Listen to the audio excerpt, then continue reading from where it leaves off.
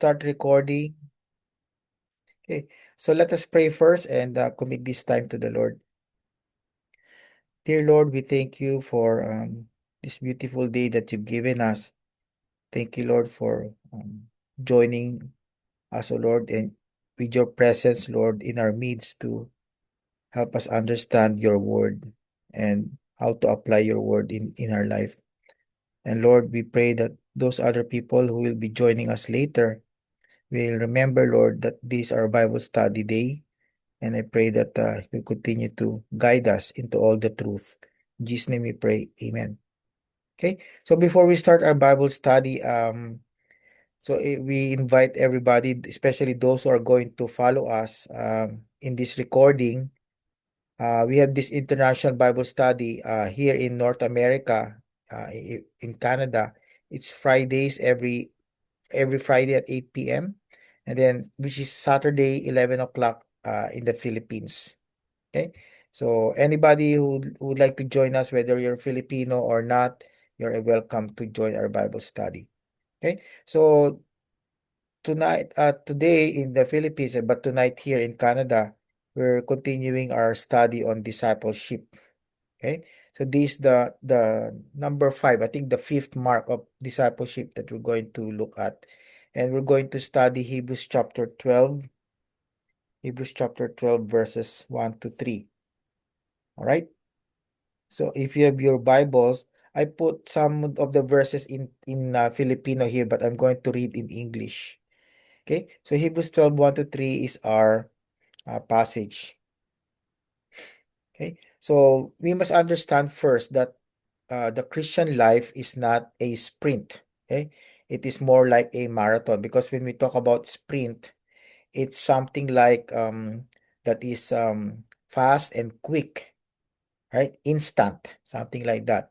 And it's only for a short time. But the Christian life is more like a marathon, because it takes some time, and actually it takes a lifetime to finish the Christian race. So that means that we need to be able to be patient and to sustain our uh, our life and our race with other people, okay, in the body of Christ. Okay. Um, this race, the Christian life, is also um a race that requires endurance.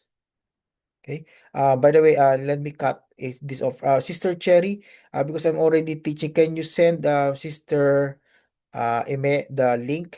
She's asking for the link. I cannot do that right now because I'm teaching. If you can just send Sister Eme the link for the Okay or po, the sir. yeah, okay. Okay Yeah. po. So the Christian life is a race that requires endurance. Okay, as I've said, there needs to be patience. And when we talk about endurance, that's it's defined as cheerful and patient continuance. So that means you need to continue to have that cheerfulness and joyfulness in serving the Lord throughout our lifetime. Okay, there are times, of course, that we may tend to be discouraged, that we tend to give up. But nevertheless, knowing that Jesus Christ is our teacher, He is our role model, He is our God, and even our high priest, then we can go on, because we know that Jesus Christ is always by our side, helping us and guiding us. Okay? And then thirdly, this one thing that we can observe, which is sometimes common among Christians also. Many Christians would start the Christian life excited, joyful, on fire, right? But there are some who would not be able to finish the race. But true disciples of Christ, those who are true followers of Christ, they really finish the race with endurance, because they possess the following qualities that we're going to study tonight. Okay, so let's go on to the main idea. Our main idea is that a disciple of Jesus Christ perseveres in the race of faith. Okay, so perseverance is so important. Okay, as I've said, it's about continuing and never giving up in the journey, in the Christian journey, no matter what happens. Because we know that the Christian life is not always a smooth and an easy kind of journey. We experience struggles, challenges, problems along the way, but nevertheless, we continue to get back up and not give up. Okay, so there are three things that we're going to study today. First, in order to persevere, we need to remove hindrances. Okay, so hindrances are obstacles. It's like hurdles that we need to um, stop, hurdles that we need to get over so that we can continue to walk the faith that we have in Jesus Christ. Secondly, we need to run with endurance. Okay, it's not enough that we need to remove all the negative things and anything that can obstruct us from running the race, but we need to run with endurance. That means our attitude should be filled with perseverance.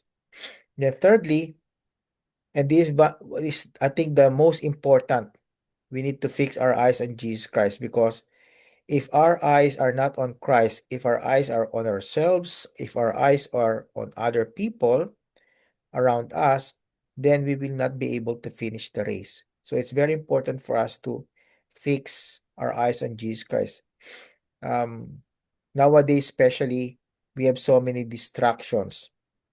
On our Wednesday night Bible study here, with my congregation in our church, I talk about the distracted church, because nowadays the church people, those who attend the services or even attend Bible studies, they're easily distracted, especially by the technology that we have right now. Okay, the phones, the gadgets, the computer that we have, those are things that sometimes keep us from focusing on the Word of God, from focusing on the teachings, from focusing on the preaching.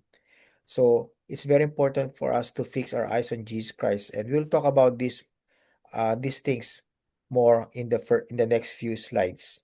Okay, so let's go to the first main point, and the first main point is about removing hindrances. So in order to persevere and not to be discouraged in our walk of faith, we need to remove the hindrances.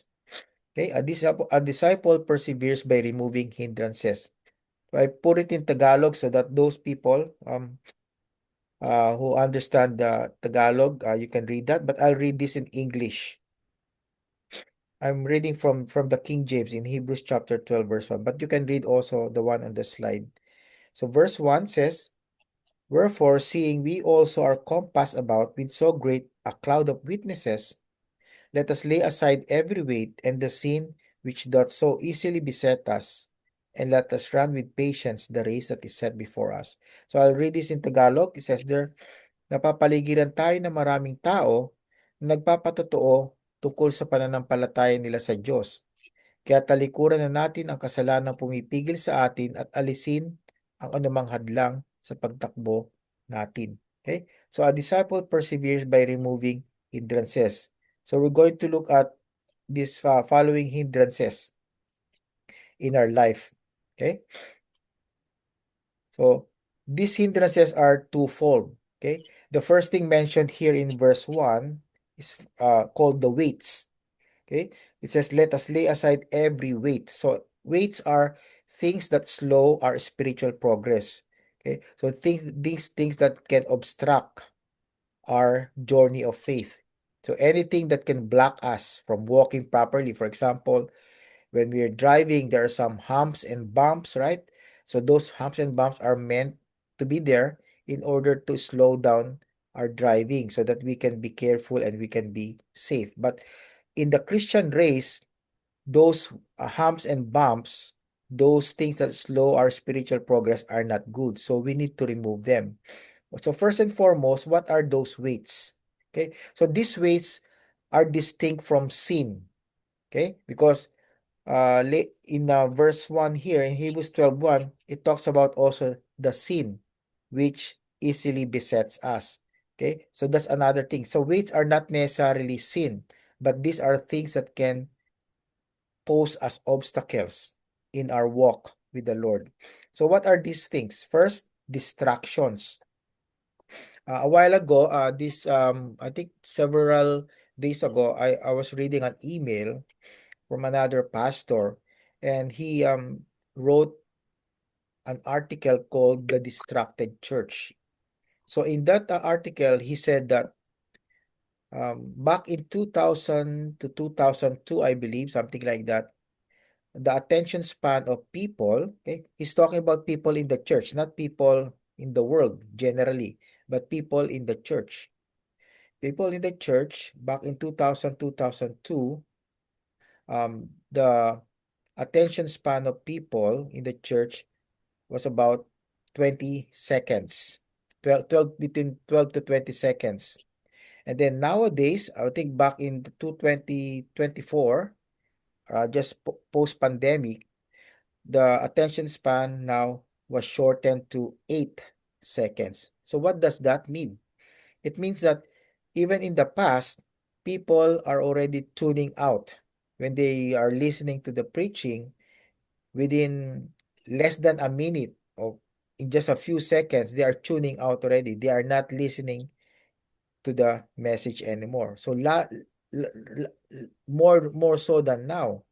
Nowadays, it's already 8 seconds. So that means people are so distracted. And one of the main reasons why people are distracted, they said, would be the technology. Because when you go to your own churches, even in our church, there are some people who use their phones as their Bible. Okay? I don't think there's nothing wrong with that. But the problem is that when you have your phone and you read your Bible from your phone, and of course that phone is a phone, then you can receive probably text messages and then probably your other notifications, and that will be a big source of distraction. Okay, but that's only one thing, technology. These other distractions could be your problems, your worries, your struggles and challenges in life. Sometimes when you go to church, to the church service, those things are in your mind and in your heart. So sometimes perhaps you're listening to the preaching of God's word, but at the same time, your mind is wandering. You're thinking about some problems that you have. Okay? And that's why these distractions can cause us to slow down in our spiritual progress. And that's why not many Christians nowadays are really growing in their faith because of these many distractions. So not only distractions, but misplaced priorities. Okay? Misplaced priorities is one of the weight that slow down our spiritual progress. What are misplaced priorities? Misplaced priorities are priorities that we set for us that are not aligned with the word of God. Remember Matthew 6:33? It says there, but seek first the kingdom of God and his righteousness, and all these things shall be added unto you. So if our priorities as Christians are not according to God's kingdom and his righteousness, for example, our priority would be our job, our priority will be ourselves, our food, our clothing, our shelter, and not anything that is pertaining to God, then that is a priority that is misplaced. So if we make God first and then everything else second, third, or fourth, or even 10th place, then we are having the right priority. But sadly, many Christians nowadays have misplaced priorities. And again, that could slow down our spiritual progress. So that's why we need to make sure that we are not making misplaced or wrong priorities in life. And to be able to know the priorities that we have, we need to go to the Bible always, right? Of course, our priorities as Christians will be our spiritual life. It doesn't mean that you're going to neglect your physical life or other priorities in your life, but make God as your priority. And one of the ways that we can put God as our first priority is perhaps what we do in the morning. What is the first thing that we do in the morning? Do we even pray? Do we even meditate on God's word? Because that's very important. That means we are telling God, Lord, you're the most important person in my life. Then the first thing that I'm going to do in the morning when I wake up is to have communication with you, to talk to you and listen to what you're going to tell me. And that's very important because that will set your day in the right manner. Okay? So we must remove these misplaced priorities. Number three, unhealthy habits. So not only physical habits, but especially spiritual habits that are unhealthy. So I mentioned already meditation on God's word. If we are not in the word of God daily, then that means we are neglecting our spiritual food on a daily basis also. And remember, if we don't have the spiritual food on a daily basis, then perhaps if you miss it for about a week, then that will make you weak spiritually. Remember, the Word of God is our spiritual food. That's why Jesus Christ said to Satan, when he was asked by Satan or told by Satan, convert or change these stones into bread so that you can eat something because you are hungry. But then Jesus Christ said, man shall not live by bread alone, but by every word that proceeds out of the mouth of God. So as Christians, we need to feed our spiritual life. If we are feeding our spiritual life with not with the word of God, but with the world, and perhaps we are so much engrossed with YouTube, social media, TikTok, Instagram, Facebook, whatever, and that's our food for our spirit, then we will not really grow. The food for our spirit is only the Word of God, and that's why we need to be nourished by the Word of God. That's one of the unhealthy habits sometimes that we have. We don't meditate and spend much time in the Word of God on a daily basis. So we need the Word of God always. And what else? Unhealthy habit will be prayer, of course. Prayer is so important. We should not neglect the importance of prayer. Remember Jesus Christ uh, at the very start of his day, even before the sun rises up, what does he do? He prays to the Lord. He communicates to the Heavenly Father. He does that not because he wants us to pattern our life after him, but also to show us that even he, our Lord and Savior, the perfect man and the perfect God, he wants to communicate with his Father, the more so with all of us. So we need to develop that healthy habit of praying. Of course, the Bible says, pray without ceasing. That means we can also pray all throughout the day. But it is important for us to set aside a time of prayer, a scheduled time of prayer, whether in the morning or noontime or in the evening, but we need to have a scheduled time of prayer. Another habit that we need to develop and that sometimes becomes unhealthy is fellowship. Okay. Sometimes, especially post pandemic, many people have just turned to online uh, worship service or live streaming of the worship service. They don't want to attend their local churches anymore because they have an excuse. They can watch on their television or in the internet, right? But that's not right. Because remember, the Bible tells us that the church, the body of Christ, is an assembly. And when we talk about assembly, these are group of people physically gathering together in a certain place. Okay? So if you are just watching over TV, then there's not real in-person connection. That's why after the pandemic, everybody, all the church people are advised to go back and attend their worship services. Of course, there are times that we are sick or we are not able to attend physically, then of course, we can go and watch the live stream or the online services. But nevertheless, physical fellowship is so important. Fellowship is always in person. Okay.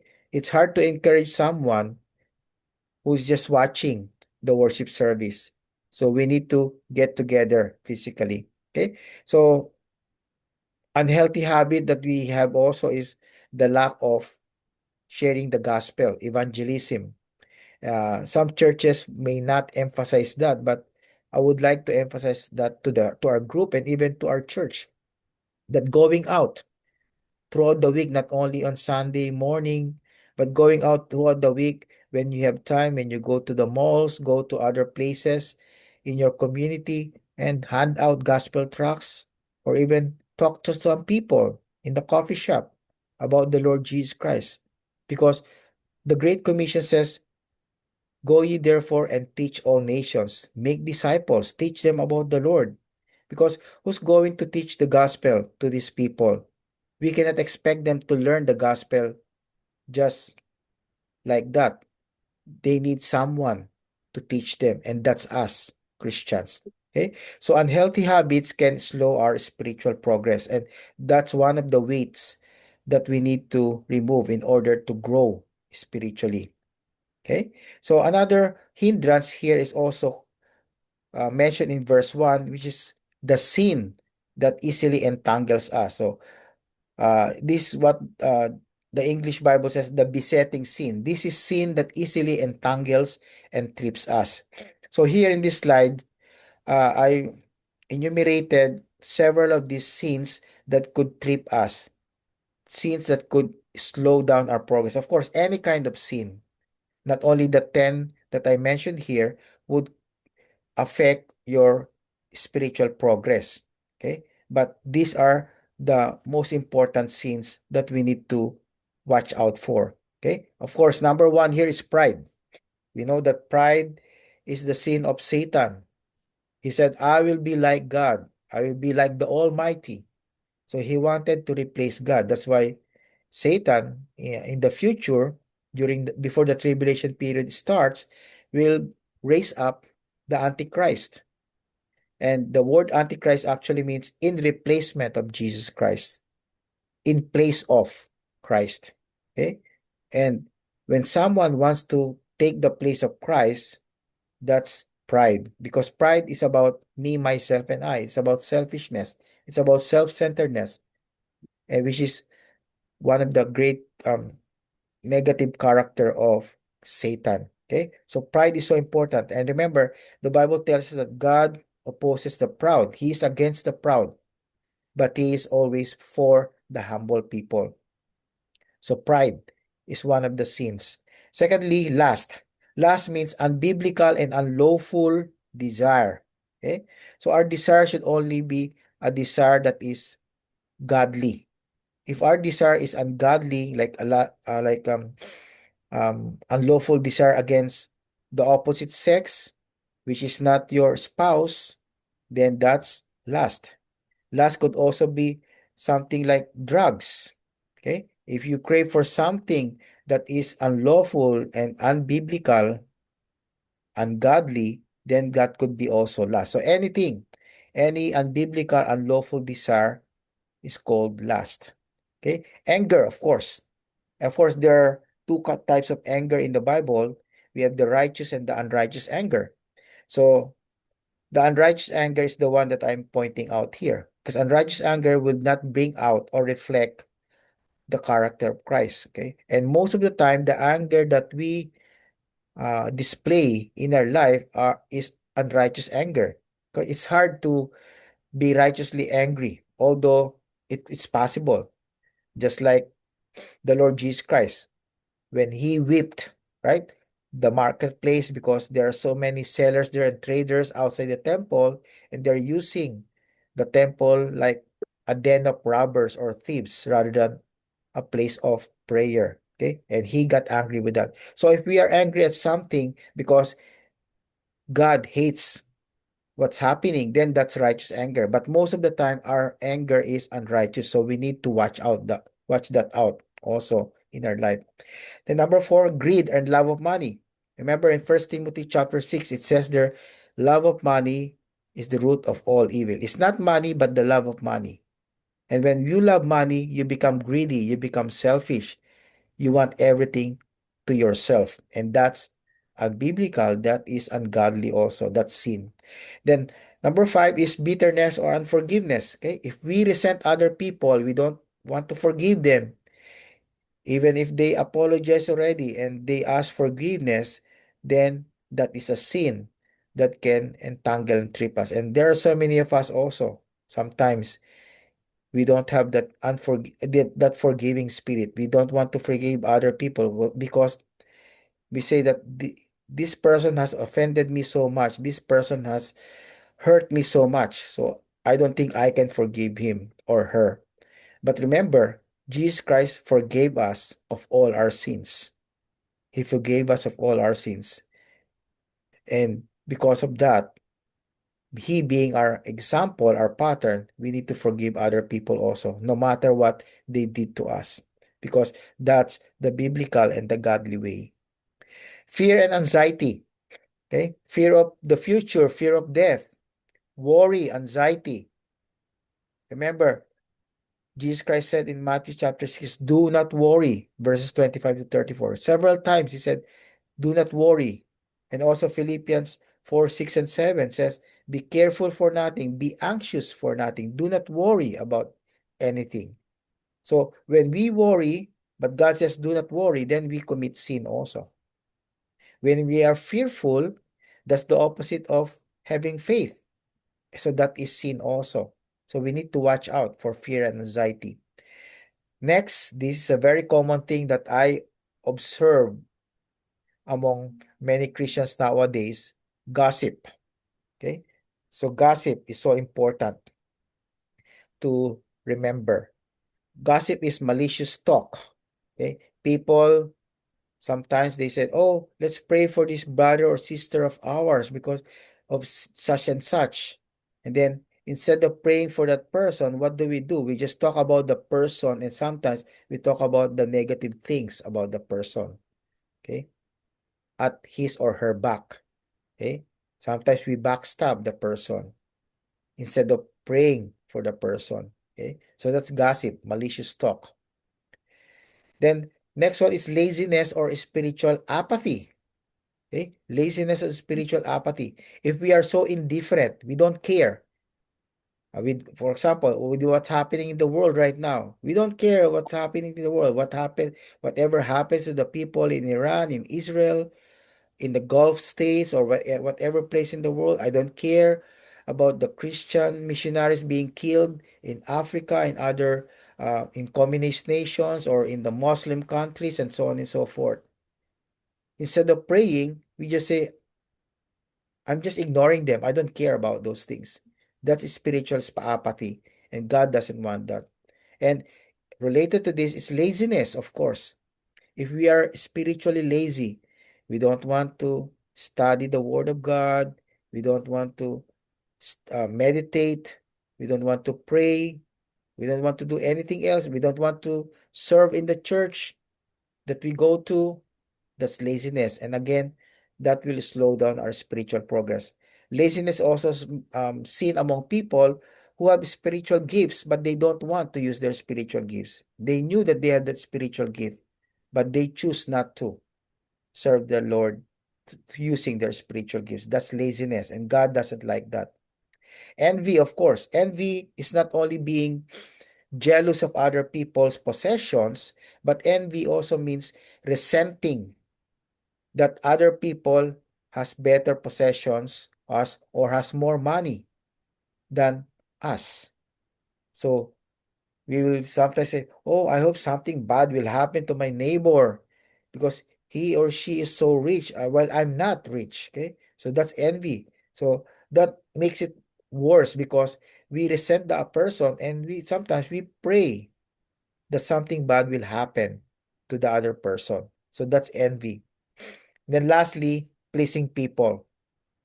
Remember, the Bible tells us always that we do serve the Lord in order to seek praises from Him. We do not serve Him in order to get approval from men. We should not be like the Pharisees. The Pharisees would stand in the middle of the road with their long robes, with lots of Bible verses on their forehead and on their hand, and also at the hem of their robes, and then they pray long prayers. Why do they do that? Jesus Christ said, because they want to seek praises from men rather than from God. And we should not be like that. We don't parade that we know so much about the Word of God. We don't parade to other people that we are people who pray well, right? Because we seek the praises of God, not the praises of men. So those are the hindrances, okay? The weights and also the sin. We need to watch out for these things. Otherwise, this will be like excess baggages upon our shoulders and we will not be able to run the race properly, okay? So you cannot run the race well if you refuse to drop the weight. Okay, you need to drop the weight so that you can run smoothly. Okay, have you seen any athlete running the marathon carrying a backpack or probably carrying a luggage and heavy things? No, usually they wear light shirt and light shorts and light shoes so that they can run well and run quickly, right? So we need to drop all the weights that will hamper and hinder our spiritual progress. Number two, a disciple perseveres by running with endurance. Okay? So in Tagalog, it says, buong tiyaga tayo magpatuloy sa takbuhing itinakda ng Diyos para sa atin. Let us run with patience the race that is set before us by the Lord. Okay? So very important to remember this. It is the Lord who sets the race for all of us. We do not set the race for all of us. God has appointed us for this kind of race. Okay?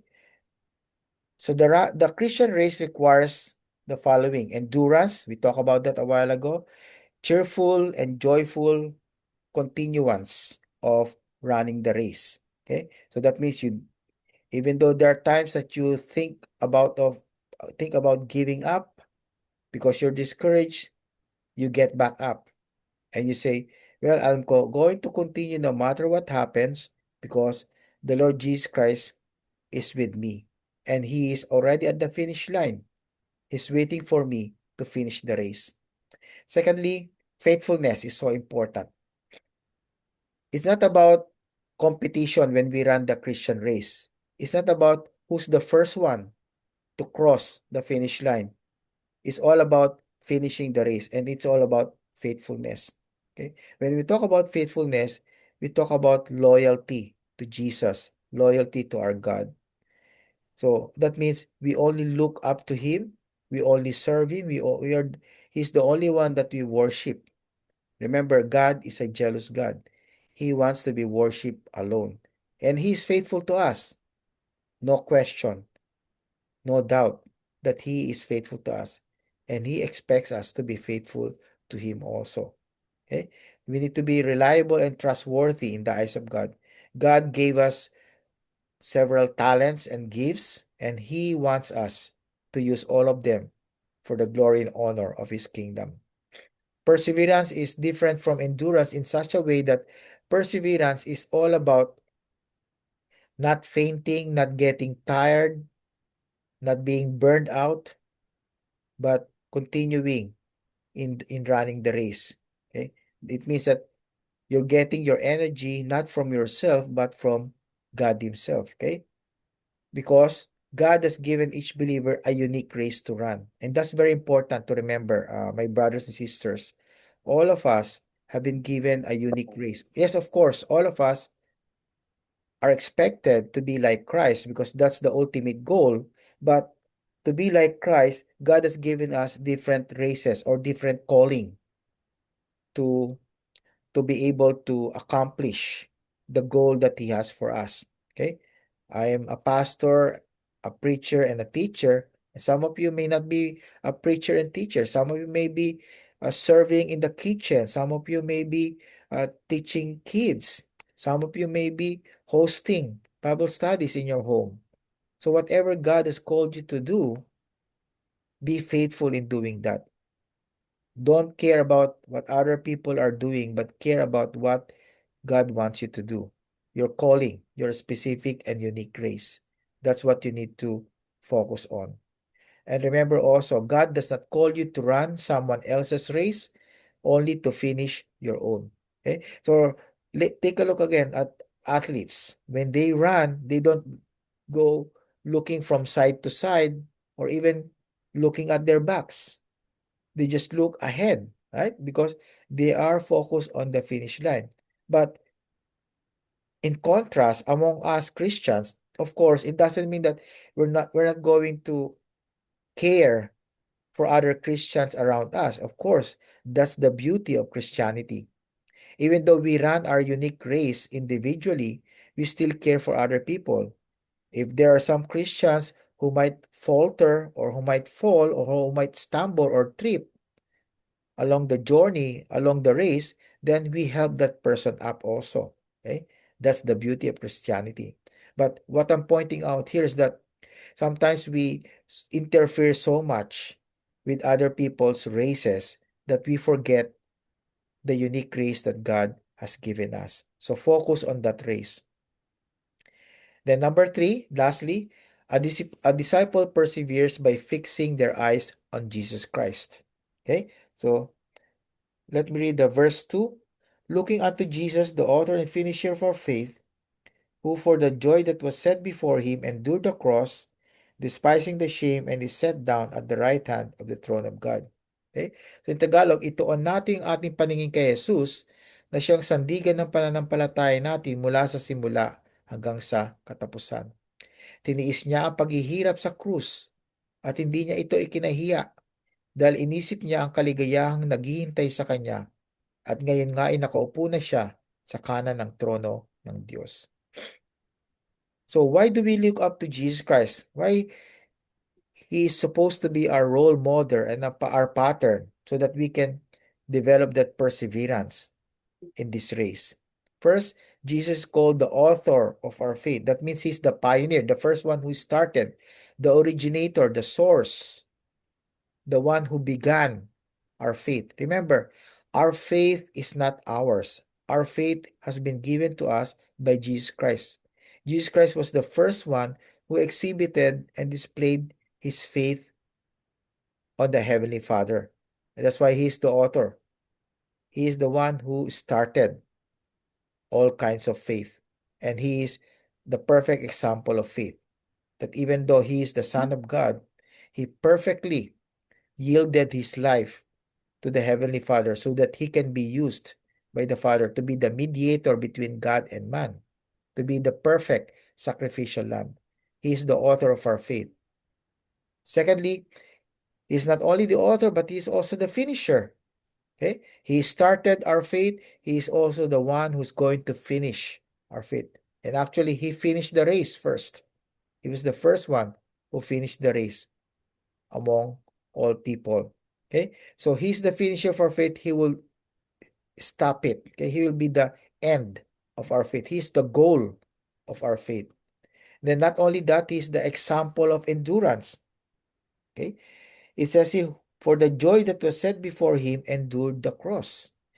He endured the sufferings, the challenges from people because he knows that in the future, after his death and burial, he will not only be resurrected, but he will be ascending into heaven. And now he is seated at the right hand, which is the position of authority in the throne of God. Okay? So he endured the cross and is set down at the right hand of the throne of God. Okay? So the same with all of us. We cannot say that our sufferings, our challenges are so unbearable that we cannot go on in our Christian faith because Jesus Christ suffered a worse situation than any one of us, but he became triumphant. He was triumphant, and we can also be triumphant. We can also be victorious because Jesus Christ has given an example. That's why we need to always fix our eyes on him and him alone. The strength to finish the race comes from fixing your eyes on Jesus Christ. So again, this is opposite to distractions that we mentioned a while ago. Okay? When we are distracted, we need to keep back our focus on Jesus Christ because Jesus Christ is the perfect man and the perfect God. And he can always align our will, our plan to God's will and also to God's plan. So look unto Jesus always. When you are distracted by this world, you are distracted by people around you, or even by your own desires, which can distract you also. Always look to Jesus Christ. Consider Christ. In verse 3, says here, isipin nyo ang mga tiniis ni Jesus na paghihirap sa kamay ng mga makasalanang tao para hindi kayo panghinaan ng loob. Okay? Isipin. Okay? In the English, it says, consider Him that endured. That means to meditate. Always think about what Jesus Christ did on the cross, how He suffered. And imagine during that time, his countrymen, the Jewish people, and also the Roman Empire were all against him. Even his 12 disciples left him, except for John the Beloved, who stood at the foot of his cross. Nevertheless, the other disciples, they were gone. They left him because of fear. Okay? So, majority of people during that time were against Jesus Christ, but he endured. Okay? And this is a great example for us to look up to at all times, so that the Bible says, so that we will not grow weary, we will not be discouraged. Because discouragement or being tired in serving the Lord is one of the obstacles. And when we are discouraged, when we are tired, of course, how can we serve the Lord further? Right? How can we finish the race? That's why we always go back. Okay? If you have read the Bible from cover to cover, from Genesis to Revelation, and then sometimes you are distracted, sometimes you are discouraged, always go back to what Jesus Christ did for you and for me, and how he endured all those things that he experienced as a human being. And that will encourage us, because we know that we are in the same boat like Jesus Christ. He experienced sufferings, and then he experience glory in heaven afterwards. The same with all of us. We're experiencing sufferings right now, but we know that in heaven, there will be no more sufferings, no sin, no tears, no sadness, no sorrow, no grieving, but all joy, because we are going to share in the glory of our Lord Jesus Christ. Looking to Christ gives us strength when we grow weary. So when you feel tired, when you feel discouraged, always look to the Lord Jesus Christ. Pray to Him, call Him, talk to Him. That's what we need to do as God's people. So application to persevere in the race of faith. What do we need to do? Remove the spiritual weights. Remember, the hindrances and also the sin that seems to trip us most of the time. Secondly, keep running in the midst of difficulty.